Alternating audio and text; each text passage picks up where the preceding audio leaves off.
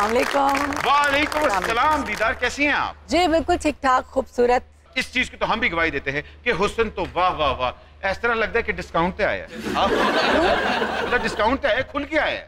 तो फिर तान देखते इंज लगता है कि मुफ्त ही आया है। हेलो दीदार दीदार दीदार, कैसी अजीब शर्त है दीदार के लिए। आंखें जो बंद हों तो जलवा दिखाई दे। हत्ते अदब। भट्ट साहब, आप सियासी सूरत हाल और समाजी सूरत हाल को उन्वान देते हैं, दीदार की एंट्री पे क्या उन्वान देंगे? हम तो खुश हैं, आज हमें दीदार हो गया। डायरेक्ट हो गया। Thank you so much. कुछ कॉलम निगार शाम को 7 बजे कॉलम लिखते हैं निम्को दे नाल और कुछ कॉलम निगार सुबह सुबह कॉलम लिखते हैं टोस्ट दे नाल। आपके कॉलम लिखने की औकात क्या है? नहीं, मैं तो सुबह सुबह कॉलम लिखता हूँ क्योंकि शाम को मेरी मसरूफियात जरा और तरह की होती हैं। दीदार, मुझे बताएं कि आजकल आप किस चक्की का आटा खा रही हैं? ऑन दी लोकेशन पिन पे नुकल। नहीं, इस बात का क्या मतलब कि मैं आपको क्या बहुत पुरानी लग रही हूँ? मैं बैसाखियों के साथ आई हूँ। अरे नहीं, कैसे मतलब? मेरा कहने का मतलब है कि आप रिवर्स गियर में चल रही हैं। क्यों? यही तो मैं कहना चाह रही हूँ कि ऐसा मत बोले मुझे। आप समझे, मैं अभी अभी आई हूँ शोबिज़ में। अभी आई हैं? आए हो अभी, बैठो तो सही। मुझे बताएं कि अगर आप अभी आई हैं तो इरादे क्या है? इरादे खतरनाक है क्योंकि आप बहुत खूबसूरत लग रहे हैं। कैमरे बंद करो। Okay everybody, bye bye everyone. जाए जाए जाए जाए, दे अदब, जाए जाए।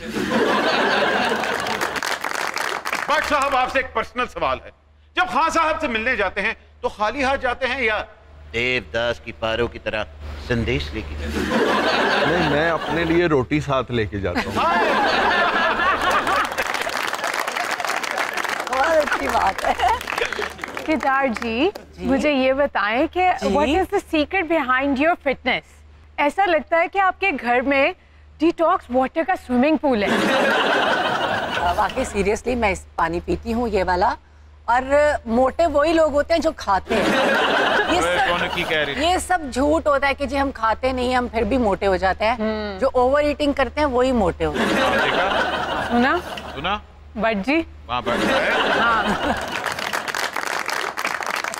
दीदार, मुझे बताएं कि आपने अपने करियर के रूज पे आके शादी कर ली। ये तो ऐसी बात होगी कि जैसे कोई क्रिकेटर वर्ल्ड कप से एक दिन पहले रिटायरमेंट ले ले। आखिर क्यों? मत वजी से।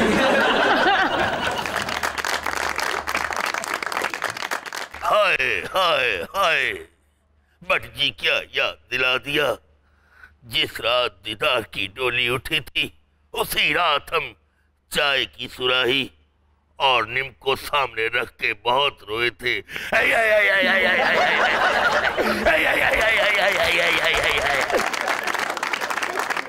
नहीं, अब मैं सीरियस जवाब दे तो थोड़ा सा। जी जी बिल्कुल। देखिए, शादी एक बहुत अहम हिस्सा है हर इंसान की लाइफ का, और चीज़ें तभी अच्छी लगती हैं अगर वो अपने अपने वक्त पे हो जाएं। तो मुझे लग रहा था कि यही वक्त है शादी का, अच्छी चॉइस है, तो मैंने कहा क्यों ना अवेल किया जाए। बट साहब, आपके पास ये ऑप्शन थी कि तानू तो सीधा ही रन देता। नहीं नहीं, मैं शादी के बारे अमूमी तौर पर किया जाता है कि शादी ब्याह यानी वो फाले जिन्हें खादा वो भी पछताया, जिन्हें नहीं खादा वो भी पछताया। ते मैं ते ये सोच के शादी की थी कि जो दोनों सूरतां दे विच पछताना ही है तो बेहतर है बंदा खा के पछता ले। मेरी भी यही सोच है। इसका मतलब है कि आपकी अरेंज मैरिज थी? जी, मेरी अरेंज मैरिज थी, और एक दफ़ा मैंने अपने कॉलम में लिखा था, क्योंकि मेरी मिसेस बहुत अच्छी हैं, तो मैंने अपने कॉलम में लिखा था कि लोग दूसरी शादी इसलिए करते हैं कि उनकी पहली शादी का तजर्बा नाकाम रहता है। मैं दूसरी शादी इसलिए करना चाहता हूं कि मेरी पहली शादी का तजर्बा बड़ा कामयाब रहा है। और आप रिपीट टेलीकास्ट करना चाह रहे हैं? या और उसके बाद फिर जो है ना, मेरी बेगम ने खराबियां करनी शुरू कर दी।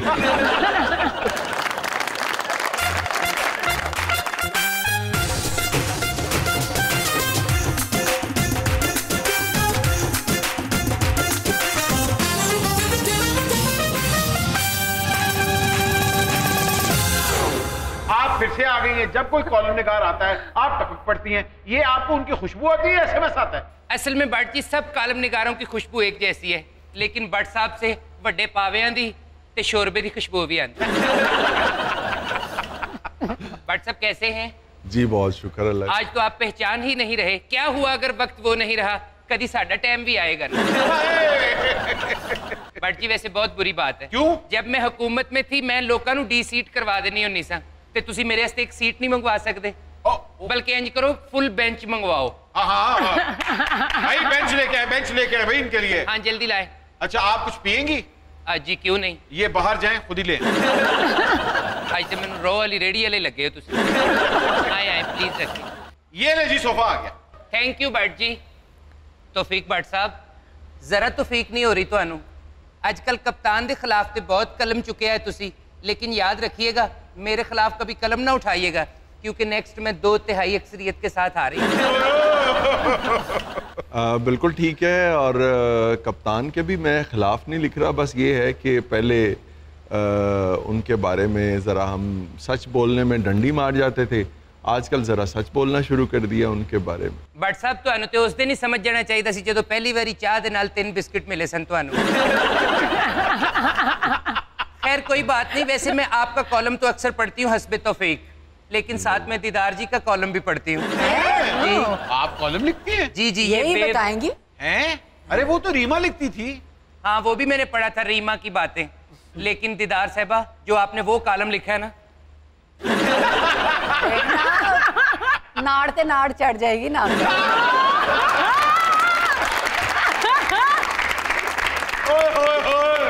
नाड़ ते नाड़ तो उन्होंने चढ़ेगी जेड़े हले तक प्रूफ लभदे फिर रहे ने ते मेरे खिलाफ कुछ भी नहीं मिले। दीदार आज तो वैसे सुपर ओवर में आप सुपर फिट होके आई हैं। क्या करूं, लोग इतने अच्छे थे ना। अच्छा भट्ट साहब आजकल आपको पता है हवाएं मुखालिफ चल रही हैं हमारे, मुझ पे भी कोई कॉलम लिखिए, फड़ो कागज कलम करो लफाजी ताकि गोगी तुहाडे ते हो जाए राजी। तुसी जड़ी कमाई कीती है ना ਉਹਦੇ ਵਿੱਚੋਂ थोड़े जे पैसे मैनू भी दे दो ताकि मैं ਤੁਹਾਡੇ ਉੱਤੇ कॉलम लिखा चंगा जी।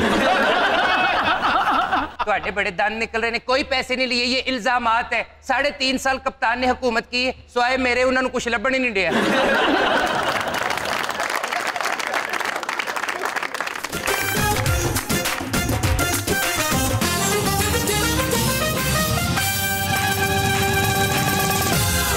भाई आप कौन है? आपने मुझे नहीं पहचाना? जी नहीं।